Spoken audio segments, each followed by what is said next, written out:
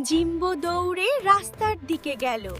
সে জানে না রাস্তায় কত বিপদ। বোকা জিম্বো ভাবলো লাল লাইটটা বুঝি একটা বড় ললিপপ। সে ধরতে গেল। জিম্বো তো রাস্তায় পা দিতেই যাচ্ছিল, এক্ষুন্নই অ্যাক্সিডেন্ট হবে। রোবটই ঝটপট উড়ে এসে জিম্বোকে আটকালো। বলল, থামো। রোবটই দেখাল লাল বাতি জ্বলছে। লাল মানে অবশ্যই থামতে হবে। জিম্বো ভয় পেয়ে গেল। সে বুঝতেই পারছে না কেন থামতে হলো।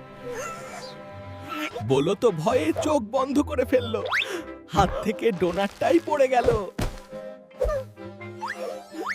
আরো মজার ভিডিও দেখতে সাবস্ক্রাইব করো কিন্তু। Bye bye.